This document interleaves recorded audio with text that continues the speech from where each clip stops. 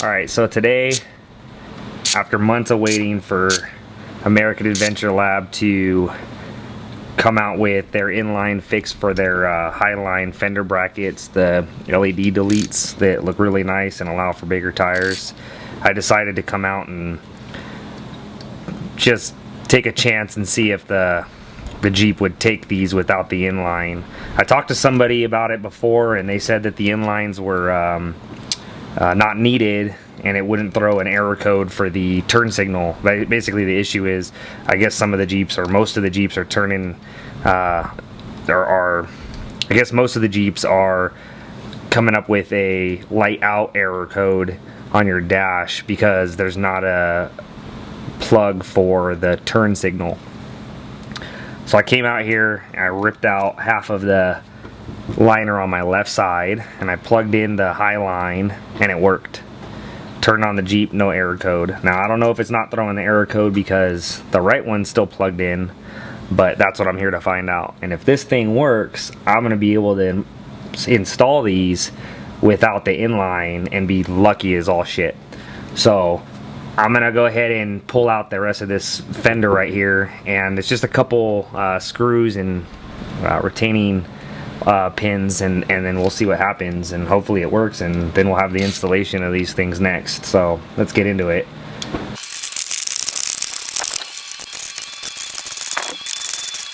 So the only way to find out if it's gonna work on your Jeep, as it is mine so far, is to pull off this trim piece and unplug the light, but the light plug is way back here, so you have to pull out the rest of it.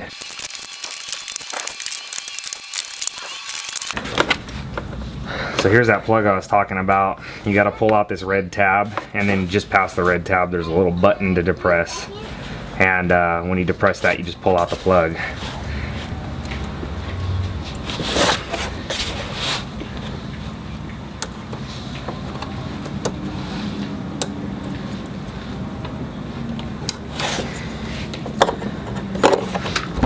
So the real issue is, in here, it's one plug and that's what will go into your Highline light.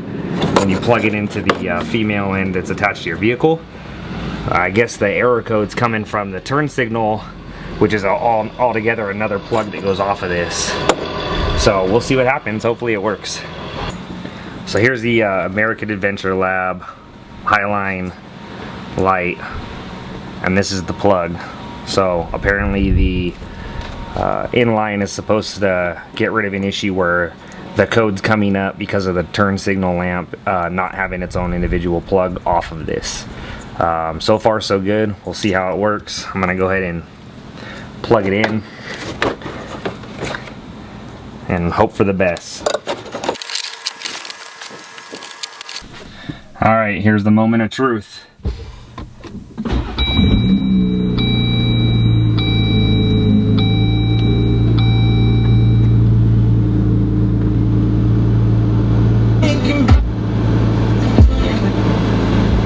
So far so good.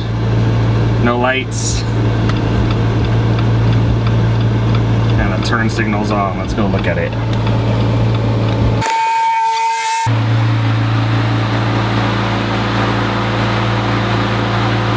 Alright, so it works. I can't believe I'm not lucky that it actually doesn't throw a code. That's just not usually my luck. But now it's time to get this installed, take out this front section and put in these Highlines where it's clean. And I'm going to keep, for now I'm going to keep most of this plastic trim that comes from the Moab itself, and we'll see how they look when we're all done. But these things are really bright, and the turn signal switchback is absolutely wonderful looking, way better than factory. I only wish that something like this came on the Jeep. But anyhow, so that's how, if you're impatient like I am, and I've been waiting months for this inline to come out. I actually even delayed even buying these lights because of that inline. I'm not into getting the taser and getting into the system and deleting stuff, and just not that kind of guy. So this is incredibly fortunate, and hopefully the install goes pretty smooth. But if you're looking to test yours and just wait for the inline like I was doing, I've had these sitting in my garage for a couple weeks now, I would suggest doing it like this. And then the worst case scenario, you just put the trim back on and plug the light back in, and you just wait for the inline if you don't want the error code to come up.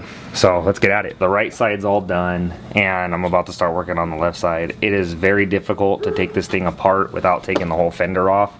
American Adventure Lab takes the whole fender off and they take all the trim off. I'm not doing that. It takes a little bit more time, and there's a series of screws and bolts up here where the light's at, for you to be able to take the bracket that holds that in place out. You got to take out everything. The first thing that we're going to do is I'm going to take the wiring harness out.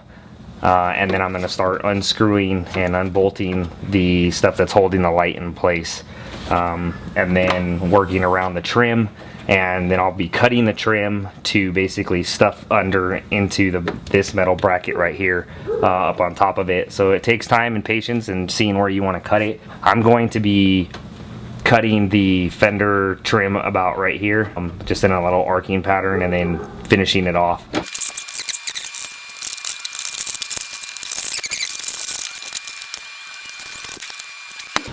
So the screws that are in the front in this light bracket are going to be a T25, a T30, and then there's going to be two bolts that are held on with a 10mm ratchet. So if you just start working away at them and looking for them, you'll be able to tear it down, but it takes some time.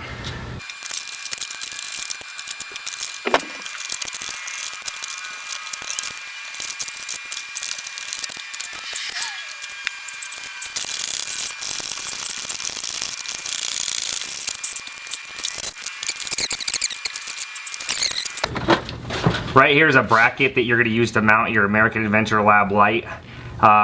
This plastic piece that goes around it and sits on top of it, I'm going to cut around it with a razor blade. It's a little bit thick, but it's doable. On the other side, I pulled it away, and I pulled on the fender, and I just didn't like pulling on the fender like that. I got lucky, but I don't want to try it again. So I'm going to cut it out, and then this panel right here will drop down.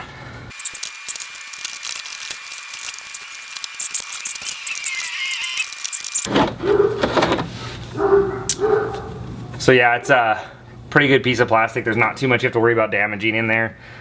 Just get at it and cut around this bracket here, and then you'll be able to pull this down, provided you take out this bottom screw.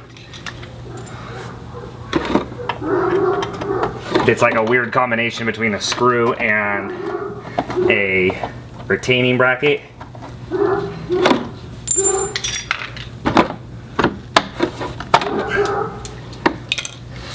So you just loosen it a little bit and then pop it out. It's like a weird screw-like retaining pin. The only way to get it out is just pop it out.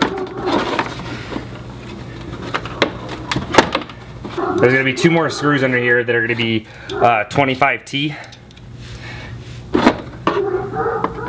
And then what you'll be able to do once you get those out is push the light out with the whole bracket.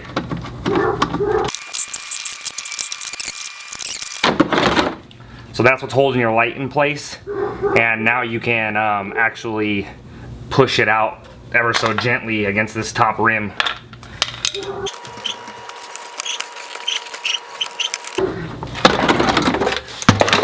And don't do that.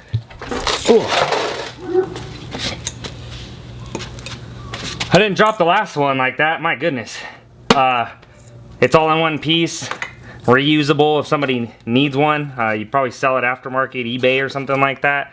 But that's the way that I got it out, and hopefully with this guide here it won't be too hard for you, because the first one was a pain in the butt figuring it out without breaking anything, because you know you're always worried about that when you can't see it done.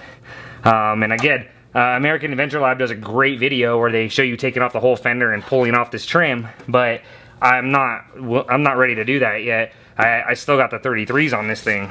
So then there's gonna be a white tab up here that is part of a, there's actually like a bracket that goes onto the fender. All that's gonna be cut off when you go to mount this, so you don't really need to worry about breaking it. Cut off the plastic trim that goes through here for this front piece, and that'll detach this side, and then I'm gonna cut it right here and detach this side.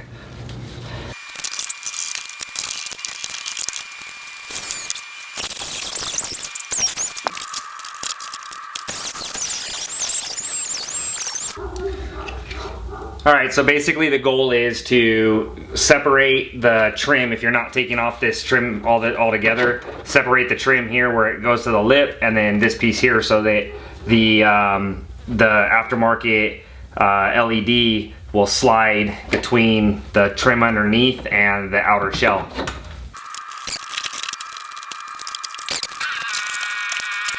I didn't remove enough plastic here, so I got to cut it up a little bit higher, and then it should be good. It's about 100 degrees in my garage. There's 100 plus out today, so I am sweating.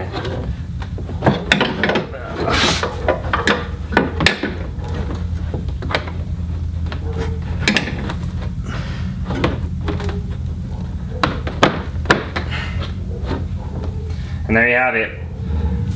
Now, American Adventure Lab has a way for you to screw through and basically secure the outer edge of this trim to the shell to the end of the bracket.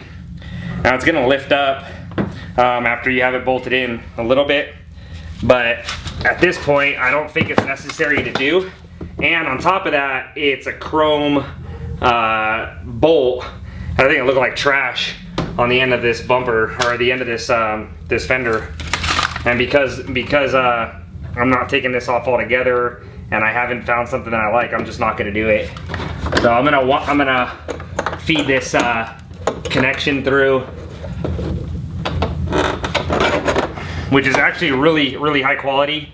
I mean, they did a great job on this connection.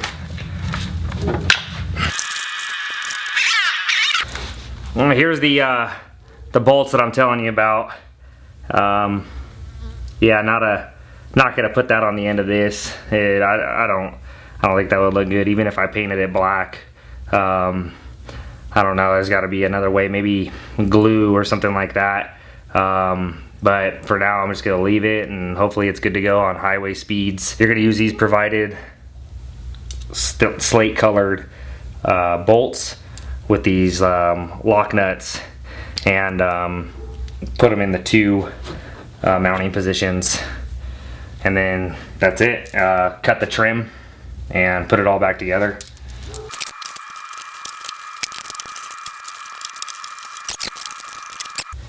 These are 13mm bolts and nuts. I'm gonna go ahead and use a hand drill to fasten them down.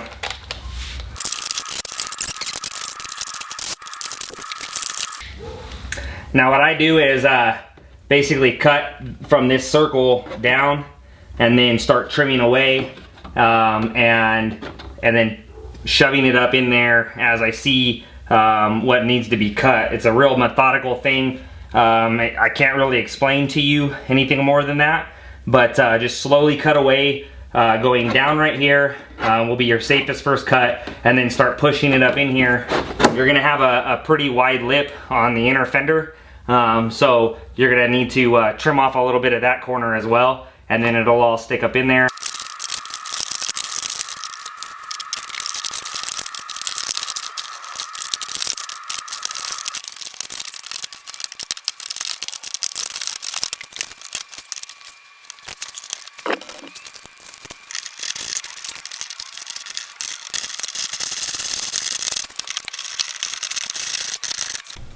The last thing I'm going to do is trim this out, clean it up, make it look all nice and pretty and clean, and then that's it.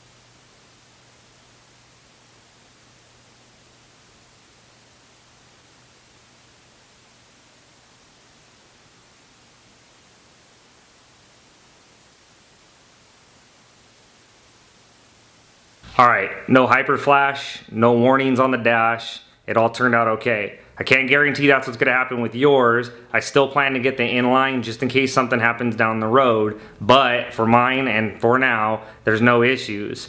I hope that this shows you an alternative way to install these lights without removing the interior part of the fender. And if by chance you spent less time doing it than I did, then my time was well served, and I appreciate you watching the video. Thanks for stopping by, and please subscribe.